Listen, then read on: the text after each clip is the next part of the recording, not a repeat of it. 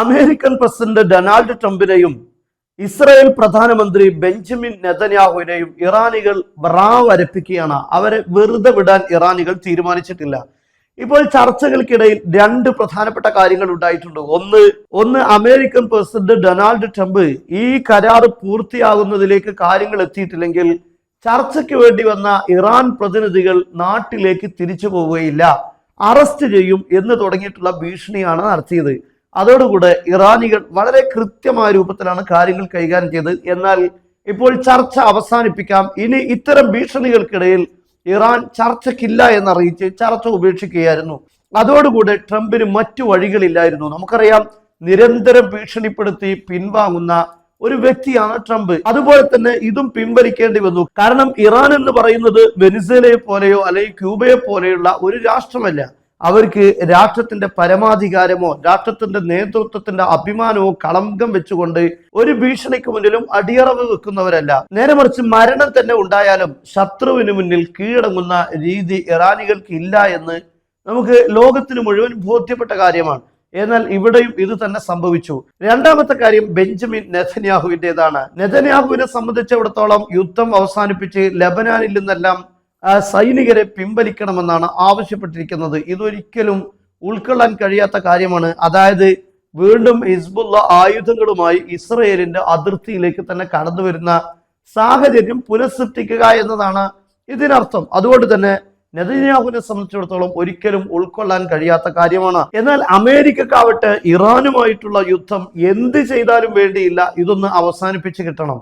ഇവിടെയാണ് ഇറാനികൾ ശക്തമായ പണിയെടുത്തത്. നോക്കൂ നിങ്ങൾ, ഈ ചർച്ചയിൽ 1, 5, 10, 11 ആർട്ടിക്കിളുകൾ, ഈ ആർട്ടിക്കിളുകൾ പൂർണ്ണമായി നടപ്പാക്കിയതിന് ശേഷമേ അന്തിമ കരാറിലേക്ക് എത്താൻ പറ്റൂ എന്നാണ് ഈ ധാരണാപത്രത്തിലുള്ളത്. ഒന്നാമത്തെ കാര്യം ലെബനാനിലെ യുദ്ധം അവസാനിപ്പിക്കുക എന്നതാണ്. അതുകൊണ്ട് തന്നെ ഇറാൻ പ്രതിനിധികൾ ആദ്യമായി മുന്നോട്ട് വെക്കുന്നത് ലെബനാനിൽ നിന്ന് പൂർണ്ണമായി സൈനിക പിന്മാറ്റമാണ്. ഇതില്ലാതെ ചർച്ച മുന്നോട്ട് പോവുകയില്ല. അതുകൊണ്ട് തന്നെ ലെബനാനിൽ നിന്ന് ഇസ്രയേലിന് സൈനികരെ പിൻവലിക്കൽ അനിവാര്യമായിരിക്കുകയാണ്. അല്ല എങ്കിൽ ഇവിടെ ചർച്ച നടക്കുകയില്ല. അമേരിക്കയെ സംബന്ധിച്ചിടത്തോളം ഈ യുദ്ധം അവസാനിപ്പിക്കണം, ചർച്ചയിലുള്ളത് പരിഹരിക്കണം. പക്ഷെ ഇസ്രയേലിന്റെ സൈനികർ ലെബനാനിൽ ഉണ്ടായിരിക്കെ ചർച്ചയ്ക്ക് ഒരിക്കലും തന്നെ ഇറാൻ തയ്യാറല്ല. അതുകൊണ്ട് തന്നെ മണിക്കൂറുകൾക്ക് മുമ്പ് ട്രംപ് ഇസ്രയേലിന് അന്ത്യശാസനം നൽകിയിരിക്കുകയാണ്. ഉടനെ ലെബനാനിൽ നിന്ന് സൈനികരെ പിൻവലിക്കണമെന്ന്. അതുപോലെ ആദ്യം ഇറാനികൾ മുന്നോട്ട് വെക്കുന്ന മറ്റു പ്രധാനപ്പെട്ട ആർട്ടിക്കിളുകൾ 10, 11. 10ാമത്തെ ആർട്ടിക്കിൾ പറയുന്നത് ഇറാനികൾക്ക് എണ്ണ യഥേഷ്ടം വിൽക്കാനുള്ള പൂർണ്ണമായ അനുമതി ഉണ്ടാകണം. എവിടെയും ഉപരോധം പാടില്ല. എണ്ണയ്ക്ക് ഇതുവരെ വരുത്തിയിരുന്ന എല്ലാ ഉപരോധങ്ങളും ഒഴിവാക്കേണ്ടതുണ്ട്. ഈ കാര്യം ആദ്യം ചർച്ച ചെയ്ത് നടപ്പാക്കേണ്ടതുണ്ട്. അതിനുശേഷമേ ഈ ചർച്ച പൂർണ്ണമാവുകയുള്ളൂ. അതുപോലെ 11ാമത്തെ ആർട്ടിക്കിള് ഇറാന്റെ ഫ്രീസ് ചെയ്തിട്ടുള്ള 25 അല്ലെങ്കിൽ $30 ബില്യൺ ഇറാന് തിരിച്ചു നൽകണം. ഈ കാര്യങ്ങളെല്ലാം നടപ്പാക്കിയതിന് ശേഷം മാത്രമേ ഇത് അന്തിമ കരാറിലേക്ക് എത്തുകയുള്ളൂ. അതുകൊണ്ട് തന്നെ ഇറാനെ സംബന്ധിച്ചിടത്തോളം ഏറ്റവും പ്രധാനപ്പെട്ട കാര്യങ്ങൾ ഒപ്പിട്ടെങ്കിൽ മാത്രമേ ആണവ ചർച്ചയുമായി ബന്ധപ്പെട്ട വിഷയങ്ങൾ കൈകാര്യം ചെയ്യാൻ ഇറാൻ സന്നദ്ധരാവൂ എന്നതാണ് ഈ ധാരണാപത്രത്തിന്റെ ഏറ്റവും പ്രധാനപ്പെട്ട കാര്യം. അതുകൊണ്ട് ഇറാനികൾക്ക് എന്താണോ ആവശ്യമായത് ആ കാര്യങ്ങൾ ആദ്യം തീർപ്പാക്കിയതിന് ശേഷമായിരിക്കും അമേരിക്കയുടെ കാര്യങ്ങൾ അവർ പരിഗണിക്കുക. ഇവിടെ നമ്മൾ മനസ്സിലാക്കേണ്ടത് ഇത്രയും പ്രധാനപ്പെട്ട ഒരു ധാരണാപത്രം, അതായത് ഇറാനികൾക്ക് ഇത്രയും അനുകൂലമായ ഒരു ധാരണാപത്രത്തിലേക്ക് അമേരിക്ക കടന്നു വരാൻ അല്ലെങ്കിൽ അത് സമ്മതിക്കാനുണ്ടായ സാഹചര്യം ഇറാന്റെ പ്രതിരോധവും ഇറാന്റെ തിരിച്ചടിയും തന്നെയാണ്. അത് ഇല്ലായിരുന്നുവെങ്കിൽ ഇങ്ങനെ ഒരു ധാരണാപത്രത്തിന്റെ പ്രസക്തിയില്ല.